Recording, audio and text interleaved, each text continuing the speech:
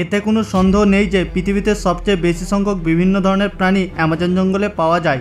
এই জঙ্গলের ভিতরে গেলে মনে হয় যেন আমরা অন্য এক আলাদা জগতে প্রবেশ করেছি। বর্তমানে এই পৃথিবীর সবচেয়ে বড় এবং সবচেয়ে ঘন জঙ্গল হলো অ্যামাজন। এই জঙ্গলটি ঠিক সেই অবস্থানেই রয়েছে যেমনটা লক্ষ লক্ষ বছর আগে ছিল।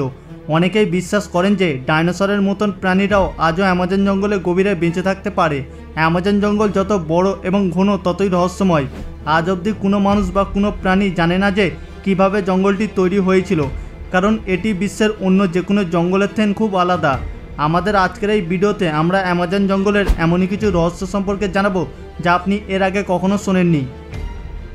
অ্যামাজন রেন ফরেস্টের নাম শুনলেই সবার আগে যে কথাটি আপনার মাথায় আসবে সেটি হলো সাপ, কারণ বেশিরভাগ প্রজাতির সাপ এখানেই পাওয়া যায়, যেমন অ্যানাকোন্ডা, পাইথন, কোবরা, এরকম আরও বিভিন্ন ধরনের সাপ। এছাড়াও এখানকার অ্যানাকোন্ডাগুলি অন্যান্য দেশের অ্যানাকোন্ডার থেকে অনেক বড়। কেউ কেউ বিশ্বাস করেন যে অ্যামাজন জঙ্গলে প্রাচীনকালের সাপও রয়েছে, কারণ এর জলবায়ু এবং প্রাকৃতিক লক্ষ লক্ষ বছর আগের পৃথিবীর মতন। এই জঙ্গলে বুলেট অ্যান্ট এবং আরও অনেক অন্যান্য প্রাণী রয়েছে যা শুধুমাত্র অ্যামাজনেই পাওয়া যায়। অ্যামাজন জঙ্গলে অনেক প্রাণীর উপর গবেষণা করা হয়েছে, কিন্তু আজ পর্যন্ত আমরা অ্যামাজনের অর্ধেকেরও কম অনুসন্ধান করতে পেরেছি। অ্যামাজন জঙ্গলে 75% এমন জায়গা রয়েছে যেখানে মানুষ আজ পর্যন্ত পৌঁছাতে পারেনি, কারণ এটি খুব ঘন একটি জঙ্গল এবং প্রযুক্তিগত ডিভাইসগুলি জঙ্গলের গভীরে অভ্যন্তরে বহন করা অসম্ভব। এছাড়াও এর জলবায়ু লক্ষ লক্ষ বছর আগের পৃথিবীর মতন, তাই বিজ্ঞানীরা এটিকে ধ্বংস করতে চান না। অনেক আদিবাসী উপজাতি অ্যামাজন জঙ্গলে বাস করে এবং অ্যামাজনের ঘন জঙ্গলে এমন আরও অনেক উপজাতি থাকতে পারে যাদের সম্পর্কে আমরা কিছুই জানি না। কিন্তু প্রযুক্তিগত উন্নয়নের কারণে অ্যামাজন জঙ্গল ধ্বংস হয়ে গেলে পৃথিবী থেকে অনেক প্রাণী বিলুপ্ত হয়ে যাবে। অ্যামাজন সম্পর্কে প্রতিদিন নতুন নতুন তথ্য এবং অন্যান্য জিনিসগুলি সামনে আসছে। অনেক পরীক্ষা নিরীক্ষা ও গবেষণা প্রায় এখানেই চলে। লিডস ইউনিভার্সিটি 2017 সালে একটি গবেষণা পরিচালনা করেছিল। এই গবেষণাতে জানা গেছে যে অ্যামাজন জঙ্গল এত কার্বন শোষণ করে যতটা কার্বন শোষণ অন্য কোনো জঙ্গল করে না, যার কারণে এখানে কার্বনের উচ্চমাত্রা খুবই কম। তাই এখানকার পরিবেশ এত ভালো। এখানে প্রযুক্তিগত উন্নয়ন বাড়লে এখানে প্রচুর কার্বন নিঃসরিত হবে এবং প্রকৃতির জন্য হুমকি হয়ে দাঁড়াবে। বিজ্ঞানী কার্ল নোবেল তার গবেষণায় বলেছেন, যেভাবে অ্যামাজন জঙ্গল কাটা হচ্ছে তা পৃথিবীর বৃহত্তম জঙ্গল থেকে পৃথিবীর সাভানা এরিয়ায় পরিণত হতে পারে। তাই এই এলাকার বাস্তুসংখ্যাও বদলে যেতে পারে। অ্যামাজন জঙ্গল 9টি দেশের মধ্য দিয়ে গিয়েছে। এই জঙ্গলের প্রায় 60% ব্রাজিলের মধ্য দিয়ে, 13% পেরুর মধ্য দিয়ে, 10% কলম্বিয়ার মধ্য দিয়ে এবং বাকি ইকুয়েডর, গোয়ানা, ভেনেজুয়েলা, বলিভিয়া, সুরিনাম এবং ফ্রেঞ্চ গুয়ানার মধ্য দিয়ে গিয়েছে। আমরা আপনাদেরকে বলে রাখি যে পৃথিবীর সমস্ত প্রাণীর 1/3কে অ্যামাজন জঙ্গলে একসাথে দেখা যায়। অ্যামাজন জঙ্গলে প্রায় 390 বিলিয়ন গাছ রয়েছে, যার মধ্যে শুধু 1600টিরও বেশি প্রজাতি রয়েছে। শুধু তাই নয়, এখানে প্রায় 4 শতাধিক আদিবাসী আলাদা আলাদা উপজাতি বাস করে। বহির্বিশ্বের সঙ্গে যেসব উপজাতির কোনো ধরনের যোগাযোগ নেই। অ্যামাজন জঙ্গলের পোকামাকড় নিয়ে অনেক আলোচনা হয়। এটা বিশ্বাস করা হয় যে এখানে এত হাজার হাজার ধরনের পোকামাকড় এবং প্রাণী পাওয়া যায় যে তাদের মাত্র কয়েক শতাংশ এখনও পর্যন্ত বিজ্ঞানীরা জানেন। এখানকার বুলেট অ্যান্ট খুবই বিপজ্জনক। দেখতে ছোট এই পিঁপড়ার হুলকে বিষের মতন বিষাক্ত বলে মনে করা হয়। বলা হয় তাদের কামড়ে গুলির মতন ব্যথা হয়। পিঁপড়ার পর এখানকার মাকড়সা নিয়েও আলোচনা হয়। এখানে 3000-এরও বেশি প্রজাতির মাকড়সা পাওয়া যায়, যা তাদের বেশিরভাগই বিষাক্ত। ট্যারেন্টুলা মাকড়সাকে সবচেয়ে বিপজ্জনক বলে মনে করা হয়। অ্যামাজন জঙ্গল যেভাবে তৈরি হয়েছে তা জানলে আপনি হতবাক হয়ে যাবেন, কারণ আপনি বলতে পারেন যে অ্যামাজন জঙ্গল যেভাবে তৈরি হয়েছে তাতে পৃথিবী অর্ধেক ধ্বংস হয়ে গেছে। প্রকৃতপক্ষে সাম্প্রতিক কিছু গবেষণায় জানা গেছে যে ডাইনোসরদের ধ্বংস করার গুহাণু একটি নতুন বিশ্বমণ্ডলীয় জঙ্গল তৈরির জন্য দায়ী। বিশ্বমণ্ডলীয় জঙ্গলগুলি একটি গুহাণুর দ্বারা গঠিত হয়েছিল, যা প্রায় 66 বিলিয়ন বছর আগে পৃথিবীতে আঘাত করেছিল এবং মাস এক্সটেনশন ঘটেছিল, যা পৃথিবীর সম্পূর্ণ অভিযোজন পরিবর্তন করেছিল। সেই সময় আমাদের পৃথিবীর শাসনকারী প্রাণীর প্রায় 75% প্রাণী সম্পূর্ণ বিলুপ্ত হয়ে গিয়েছিল। এই এক্সটেনশন ঘটেছিল মূলত দুটি কারণে, যার ফলে লক্ষ লক্ষ প্রজাতির বিশাল আকার ডাইনোসর এবং অন্যান্য প্রাণী বিলুপ্ত হয়ে যায়। প্রায় 66 বিলিয়ন বছর আগে প্রায় 15 কিলোমিটার দীর্ঘ একটি গুহাণু হঠাৎ আমাদের পৃথিবীতে আঘাত করেছিল। এই গুহাণুটি পৃথিবীতে আঘাত করার সাথে সাথেই আগুনের একটি গোলা কয়েকশো কিলোমিটার দূর পর্যন্ত ছড়িয়ে পড়ে, যা তার পথে থাকা জীবগুলিকে ছায়ে পরিণত করে। এই সংঘর্ষের কারণে সমুদ্র অনেক মিটার উঁচু একটি বিপজ্জনক ঢেউ উঠেছিল, যা অর্ধেক বিশ্বের ধ্বংসযজ্ঞের কারণ হয়েছিল। এই সংঘর্ষের পর এই নিগত ধুলো এবং ছাই ধীরে ধীরে আকাশে ছড়িয়ে পড়ে, যার কারণে বহু মাস ধরে আমাদের পৃথিবীর বায়ুমণ্ডল সম্পূর্ণরূপে গ্যাস ও ধুলোয় আবৃত ছিল।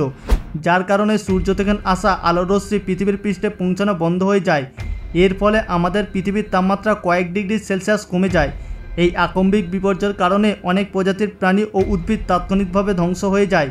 কয়েক মাস পর পৃথিবীর বায়ুমণ্ডল থেকে ধীরে ধীরে গ্যাস এবং ধূলিকণা পরিষ্কার হয়ে যায় এবং আলোর রশ্মি পৃথিবীতে পৌঁছাতে শুরু করে। কিন্তু এরপরে যে গ্রিনহাউস গ্যাসগুলি পৃথিবীর বায়ুমণ্ডলে পৌঁছেছিল তা হঠাৎ করে পৃথিবীতে খুব গরম করতে শুরু করে।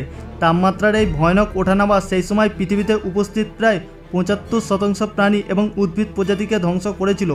কিছু বিজ্ঞানী বিশ্বাস করেন যে এই সময় এই মাস এক্সটেনশন অবশিষ্ট শূন্যস্থানটি সেই সময় দাক্ষিণাত্য অর্থাৎ বর্তমানে দক্ষিণ ভারতের একটি আগ্নেয়গিরি বিস্ফোরণের মাধ্যমে পূরণ হয়েছিল। এই আগ্নেয়গিরি অগ্নুৎপাত অনন্ত বিপজ্জনক ছিল এবং বিপুল পরিমাণে কার্বন ডাই অক্সাইড তৈরি করেছিল। অক্সাইড এবং বিপজ্জনক গ্রিনহাউস গ্যাস নির্গত হয়েছিল যা অবশিষ্ট জীবকে ধ্বংস করে দেয়। কিন্তু এই মাস এক্সটেনশনের পরে স্তন্যপায়ী প্রাণী এবং অন্যান্য প্রাণীর প্রজাতির অস্তিত্ব এসেছিল। এই উল্কাটি আমাদের জীবনের জন্য খুবই গুরুত্বপূর্ণ ছিল। এই উল্কাপিণ্ডের সংঘর্ষ না হলে আজ আমরা বেঁচে থাকতাম না এবং এই উল্কাপিণ্ডের কারণে অ্যামাজন জঙ্গল এত ঘন এবং এর ভিতরে অনেক অন্যান্য প্রাণী বাস করে। প্রকৃতপক্ষে আজ আমরা যেখানে অ্যামাজন জঙ্গল সেখানে ডাইনোসরের সময় অনেক বড় বড় গাছ ছিল, কিন্তু অনেক তৃণভোজী ডাইনোসর ছিল যারা এই গাছগুলি খেয়েছিল, যার কারণে এই গাছগুলি কখনোই ভালোভাবে বেড়ে ওঠার সুযোগ পায়নি, কারণ ডাইনোসররা ওই গাছগুলিকে খেয়ে ফেলতো। কিন্তু যখন উল্কাপিণ্ড পৃথিবীতে আঘাত করে তখন ডাইনোসর সম্পূর্ণ বিলুপ্ত হয়ে যায়। এরপর এসব গাছ খাবার কেউ ছিল না, কিন্তু এই উল্কাপিণ্ডটি অ্যামাজন জঙ্গলে ঠিক উপরে পড়েছিল, যার কারণে জঙ্গলের অবস্থান সম্পূর্ণরূপে বিলীন হয়ে গিয়েছিল। এখানে কোনো জীব অবশিষ্ট ছিল না এবং একই সাথে এই স্থানটি সম্পূর্ণরূপে বিকিরণে পরিপূর্ণ ছিল। এই উল্কাপিণ্ডের তাপ এতটাই ছিল যে এটি প্রতিটি গাছগাছালি পুড়িয়ে দিয়েছিল। ধারণা করা হয় যে মাটিতে একটি বিশাল গর্ত তৈরি হয়েছিল, কিন্তু সময়ের সাথে সাথে সেখানকার পরিস্থিতি ধীরে ধীরে শান্ত হতে থাকে এবং সেখানে আবার জীবনযাত্রা শুরু হয়। এবার সেই গাছগাছালি বেড়ে ওঠার প্রতিবন্ধকতা ডাইনোসরের মতন কোনো প্রাণী ছিল না, যার কারণে গাছপালা খুবই দ্রুত বৃদ্ধি পেয়েছিল। এবং আপনি বলতে পারেন যে বিকিরণ যা এই জায়গাটিকে ধ্বংস করেছিল তা এই গাছগুলিকে আরও বৃদ্ধি পেতে সাহায্য করেছিল। অ্যামাজন রেন ফরেস্টের জমিতে সবচেয়ে উর্বর ভূমি হিসাবে বিবেচনা করা হয়। পৃথিবীতে পতিত উল্কাপিণ্ডটি প্রায় 12 কিলোমিটার বড়। এখন যদি আমরা আসল মূল অ্যামাজন রেন ফরেস্টটি 12 কিলোমিটার এলাকা জুড়ে বিস্তৃত এবং এই জঙ্গলটির আশেপাশে জঙ্গল থেকে বেশ আলাদা দেখায়। আপনি যদি উপর থেকে দেখেন তবে আপনি বাকি জঙ্গল এবং অ্যামাজন রেন ফরেস্টের মধ্যে পার্থক্য স্পষ্টভাবে দেখতে পাবেন। অ্যামাজন রেন ফরেস্টের ভিতরে এমন বিশেষ গাছপালা রয়েছে যা বিশ্বের আর কোথাও পাওয়া যায় না এবং কেউ জানে না যে অ্যামাজন রেন ফরেস্টের গভীরে কী আছে, কারণ আজ পর্যন্ত এটি কেউ পুরোপুরি দেখেনি। এটা সম্পূর্ণ উল্কাপিণ্ডের কারণে এর ভিতরে একটি সম্পূর্ণ ভিন্ন জগৎ তৈরি হয়েছে। এখানকার গাছগুলি আসলে যে কোনো জঙ্গলের চেয়ে অনেক বেশি ঘন এবং এগুলি কোথাও সেই উল্কাপিণ্ডের সাথে সংযুক্ত। আপনি হয়তো জানেন না যে যখনই আগ্নেয়গিরি বিস্ফোরণ হয় তখন লাভার কারণে আশেপাশে পুরো এলাকা ধ্বংস হয়ে যায়, কিন্তু কয়েক বছর পর সেখানে আবার নতুন জীবন শুরু হয়। এটি প্রাকৃতিক একটি নিয়ম। এমনকি এই মাস এক্সটেনশনের আগেও আমাদের এই পৃথিবীতে আরও 4টি মাস এক্সটেনশন ঘটেছিল। এই সমস্ত এক্সটেনশনের কারণে পৃথিবীর জীবন সম্পূর্ণরূপে ধ্বংস হয়ে গিয়েছিল এবং আবারও পৃথিবীতে প্রাণের সঞ্চার ঘটে। ঠিক এমনই একটা সময় আসবে যখন আমাদের সকল মানুষ এই পৃথিবীতে ধ্বংস হয়ে যাবে এবং তারপর হয়তো অন্য কোনো জীব আসবে এবং সেটা হবে 6ষ্ঠ মাস এক্সটেনশন। এবং যদি আমরা দেখি তাহলে আমরা মানুষ দ্রুত গতিতে এক্সটেনশনের দিকে এগিয়ে যাচ্ছি। অ্যামাজন জঙ্গল খুব দ্রুত কেটে ফেলা হচ্ছে এবং একই সাথে প্রায় এই জঙ্গলের আগুন লাগার ঘটনা ঘটে, তাই পরবর্তী মাস এক্সটেনশন যে কোনো সময় ঘটতে পারে। বন্ধুরা, এই ছিল আমাদের আজকের এপিসোড। আজকের ভিডিওটি যদি আপনাদের ভালো লেগে থাকে ভিডিওটিকে একটি লাইক করবেন এবং সকলের সঙ্গে শেয়ার করে দেবেন। আপনাদের মধ্যে যারা নতুন দর্শক তারা এখনই আমাদের চ্যানেলটিকে সাবস্ক্রাইব করে পাশে থাকা বেল আইকনটিতে ক্লিক করে রাখুন। দেখা হচ্ছে পরবর্তী এপিসোডে। ভালো থাকবেন, ধন্যবাদ।